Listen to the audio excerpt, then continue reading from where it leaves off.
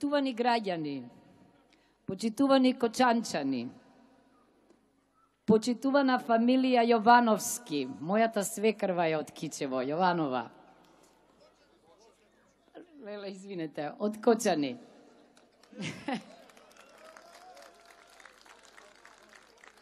Моето потекло е од Кичевско, од Кичево, на свекрва ми од Кочани. И многу ми значи, зашто видов делот нејзиното семејство. Посебно сум среќна што сум меѓу вас. Бројов е фасцинантен. Значи, стравот е победен. Иако знам дека се контролираат оние кои доаѓаат на митинзите, јасно е дека оние кои веруваат во правото и правдата и се надеваат дека набрзо ќе дојде, не се плашат од никого. Власта се чини само е исплашена. Зошто? Заради предстојните избори. Оти на предстојните избори ќе стигне потписот на народот. А тој потпис ќе значи крај на невладењето на правото, крај на неправдата што ни ја сторија, крај на лагите што ги направија. Народот е мудар. На овие председателски избори ќе ја делегитимира власта. Тоа ќе значи дека ги делегитимира и сите потези, и сите одлуки, и сите закони, што неуставно и спротивно на меѓународното право ги смени. Ама го смени и уставот. Впрочем, единствената промена што ја направи за овие 2 години и неколку месеци е промената на уставот и промената на името. Но тоа нас не засега. Се додека ја пееме химната, се додека се подсетуваме на оние кои ја создале химната, за нас и за нашите деца, ние ќе си бидеме македонци, а државата ќе биде Македонија.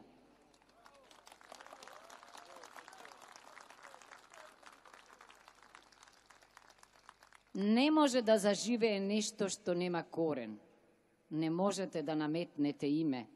Оти сите ние знаеме дека поважен идентитетски знак од името нема. И кога е лично, и кога е државно. Често пати се прашувам, колкумина во животот си смениле името дури и сами? Малку. Колкумина го смениле името под притисок? Уште помалку. Ама колку држави смениле име под притисок? Ниту една во современата историја. Да, во колонијалниот период ги прекрстуваа. Да, во расправањето и во ширењето на односите, односот на силите, ги делеа државите. Па имаше Северен и Јужен, Виетнам, Северна и Јужна Кореја, во афричките земји Свазиленд, па Горна Волта, ама во поновата историја не. Звучи тажно, звучи болно, меѓутоа еден познат грчки научник вели: ние грците успеавме нешто да сториме што никој во поновата историја не го сторил. Да го редизајнираме идентитетот на нашиот сосед, да му ја редизајнираме историјата, да му ја редизајнираме културата. Тоа тој го вели, а тоа го потврдуваат тие кои го потпишаа Преспанскиот договор. Ама се разбира, додека сме ние живи и здрави, додека, што би рекол господинот премиер, го дишеме македонскиот воздух, тоа нема да помине.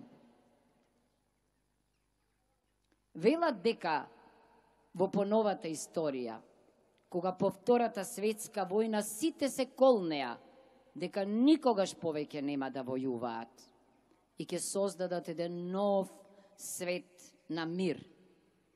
Секоја од државите која ги исполнува условите утврдени во повелбата на Обединетите нации, ќе стане рамноправна членка. И ние, заради тоа што си го искористивме правото на самоопределување, кое е непотрошно право, во 44-та година создадовме Асномска Македонија со македонски јазик како службен јазик, го искористивме тоа право. Меѓутоа, со Преспанскиот договор, всушност, се поништува правото на самоопределување. Зашто тоа значи право на свое име, на свое знаме, на свој грб, на своја химна. Сите се најважните символи, а символите на државата, а символите понекогаш повеќе кажуваат од зборовите. За жал, и тоа го знаеа, меѓутоа заборавија или пропуштија, или се плашеа, или се срамеа да ја интонираат химната пред гостинот. Со тоа и себе се делегитимираа, бидејќи ние денеска овде со химната го почнавме настанот. Дури и спортските настани почнуваат со химната. Сите настани почнуваат со химната, зашто химната е државата Македонија, химната е нашата историја, химната е нашиот непокор. Во неа се вели дека ние сме истрајни во борбата за правдините и тоа никој не може да ни го одземе.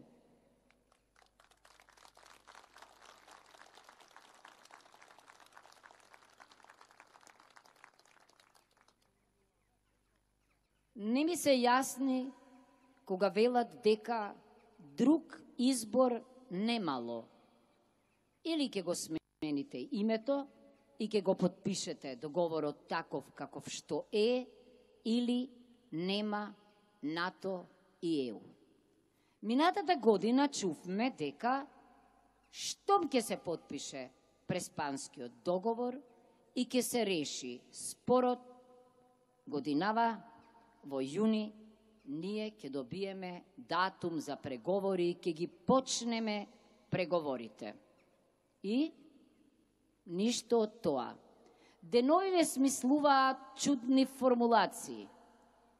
Од типот дека ќе сме тргнеле во подготвителни разговори, од типот дека можеби ќе се најде некоја формулација за да се избегне признанието дека се поразени и дека не се подготвени во поглед на вистинските европски стандарди за почеток на преговори. Впрочем, господинот Хан споменува подготвителни разговори, нешто како што имавме хлад и слично.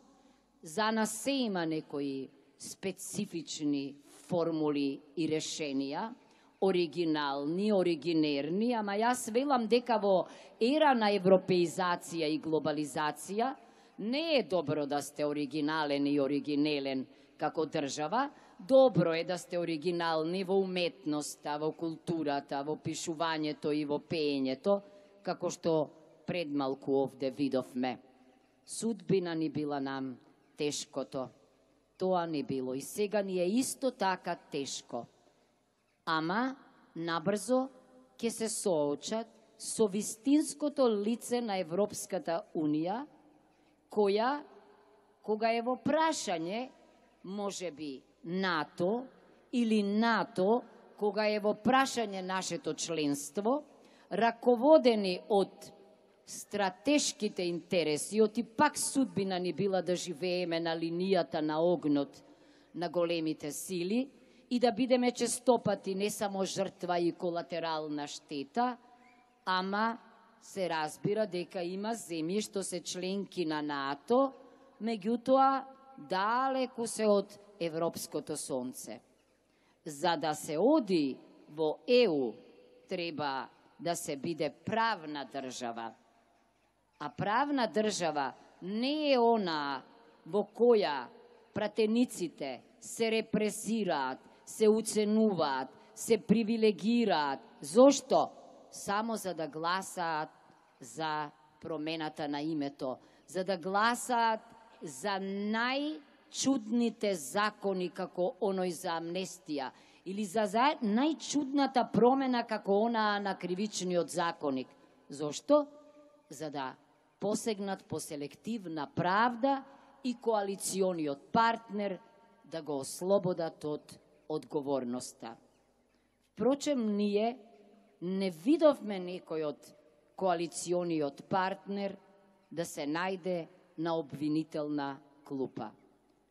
Од друга страна, соочени сме со постојан реваншизам.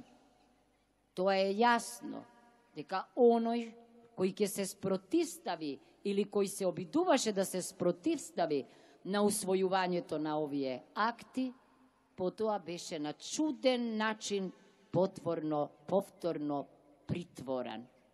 Сега, кога видовме дека може дури да бидете обвинети и за тероризам и да бидете обвинети за загрозување на уставниот поредок, може да бидете и ослободени, не само од притвор, туку воопшто и од издржување на казна, да бидете ослободени, се поставува прашањето каква е таа правна држава?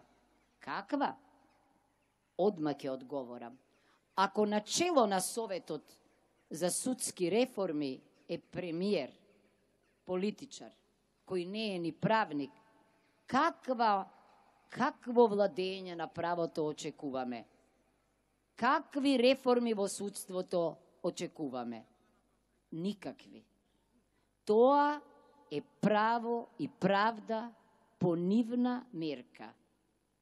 Ние се залагаме за право и правда по мерка на стандардите на Европската Унија.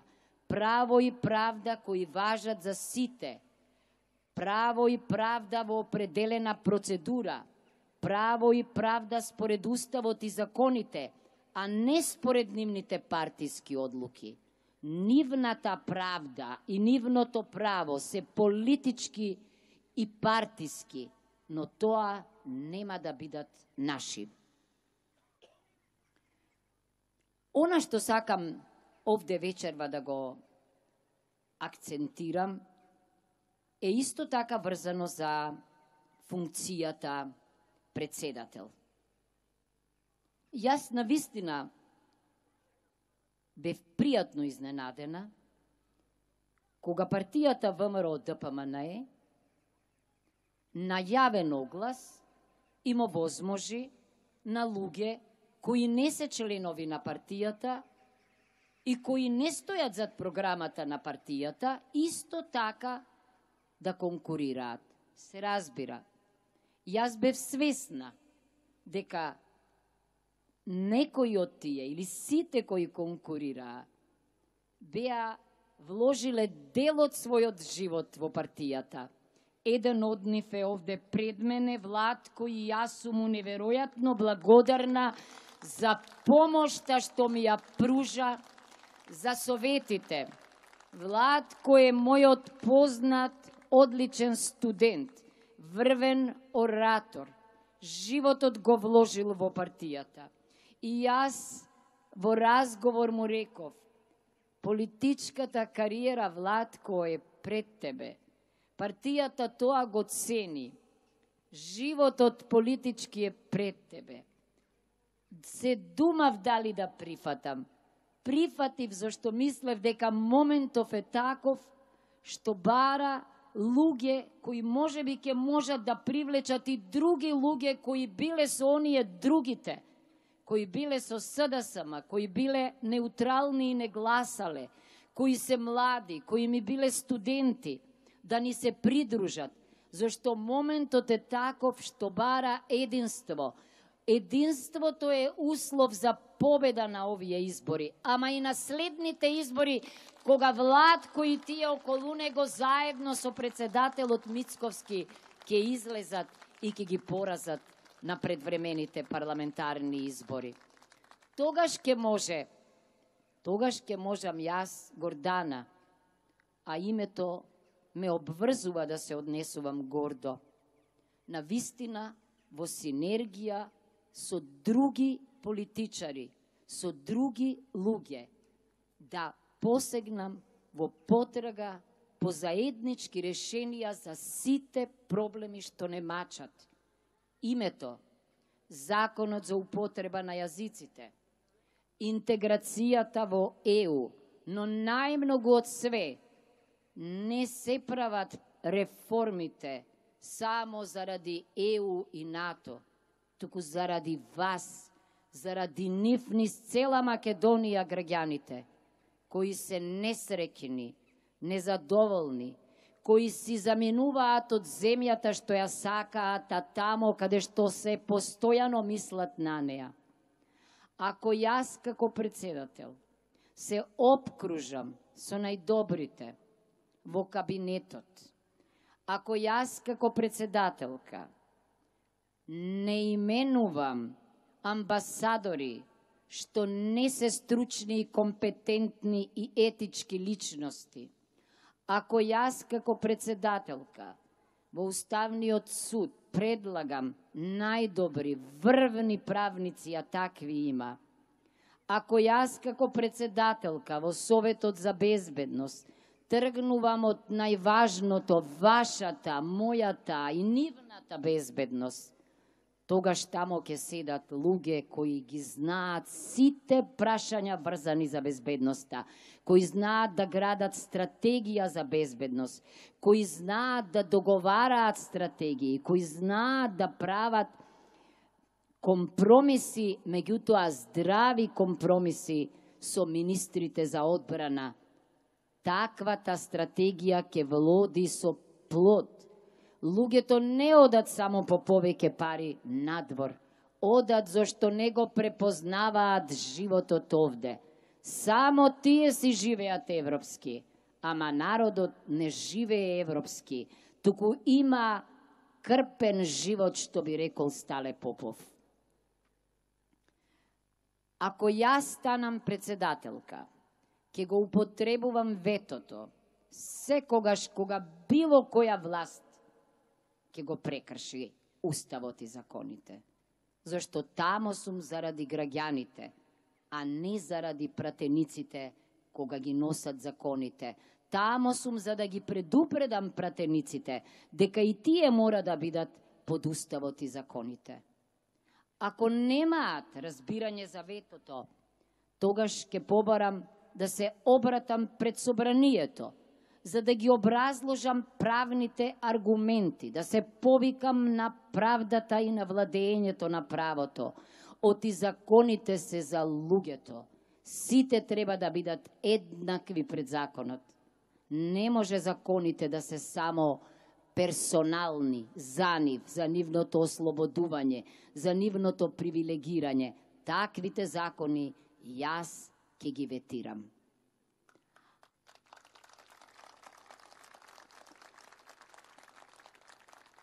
Ке се обидам да внесам нешто ново во политиката, нешто женско, нешто поинакво од сите други председатели, нешто што ќе остави печат, што ќе биде ново.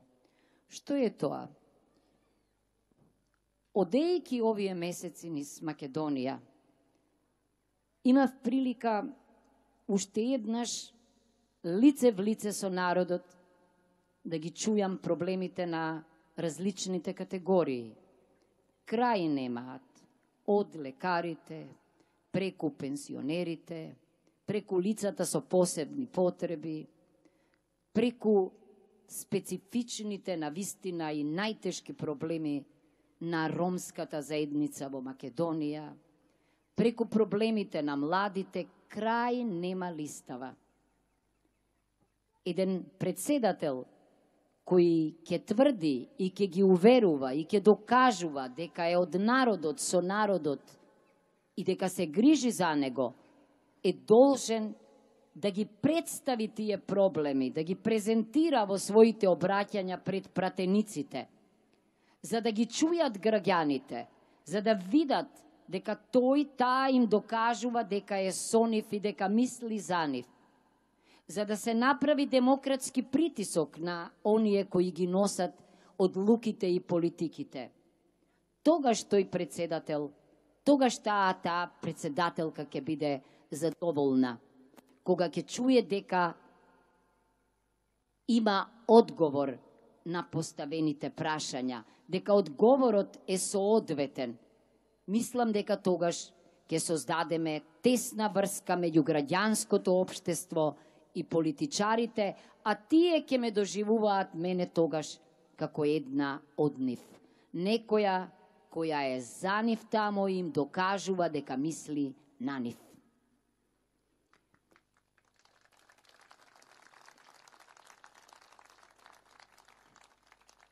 Деновиве, бидејќи јас не сум ренесансна личност, не сум упатена во се, па барам совети од квалификувани луѓе, како и при правењето на програмата, просто се вчудоневидев кога видов како се регрутираат различни структури во државата.